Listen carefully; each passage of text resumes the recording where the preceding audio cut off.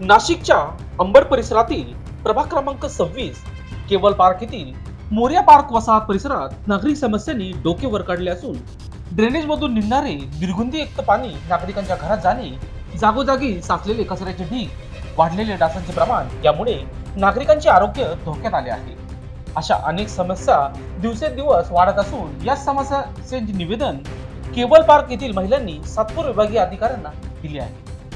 निवेदन देते प्रसंगी कावेरी यात्रे, ज्योती खताळ, हरिभाऊ खताळ, प्रमिला महाजन, आरती देवी, नारायण महाजन, रीता मोरिया, शुभम गांगुर्डे, वंदना चव्हाण सर केवल पार्क मधील नागरिक मोठ्या संख्येने उपस्थित होते। दरम्यान या प्रसंगी लोकशास्त्र न्यूजशी बोलताना कावेरी यात्रे यांनी अधिक माहिती दिली। बघूया सविस्तर।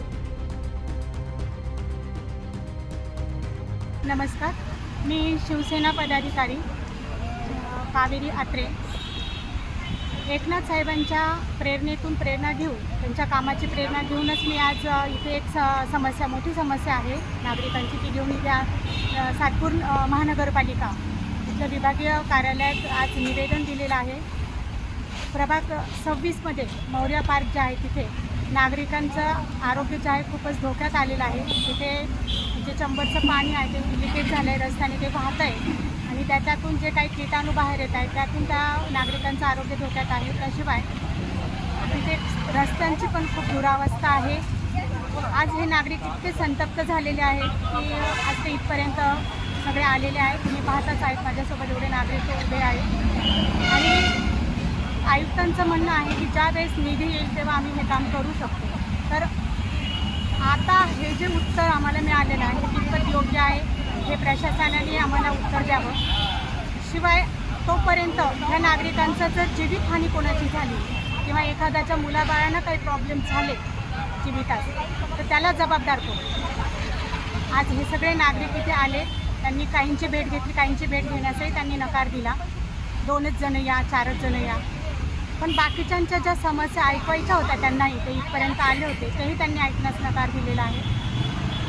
मला प्रशासनाच्या विरोधातच बोलायचं असंही नाही, परंतु त्यांनी जे सांगितलं की लगेच होणार नाही, मी लगेचच मागणी करत नाही, पण तात्पुरत्या स्वरूपात त्यांनी किमान ड्रेनेजची लाईन साफ करणं असेल किंवा तिथे मुरुम टाकणं असेल हे प्रकार तरी करावा। तिथे घंटागाडी येत नाही, फवारणीवाले कोणी येत नाही। तर माझं हे म्हणणं आहे की जर घंटागाडीची व्यवस्था आपल्या नगरपालिकेने केलेली असताना का ह्या एरियात घंटागाडी येत नाही आहे, का त्यांचा घनकचरा जमा होत नाही आहे, ते घरपट्टी भरतायत, ते पाणीपट्टी भरतायत, रस्त्यांचा कर भरतायत, मग ह्या नागरिकांवर हा अन्याय का?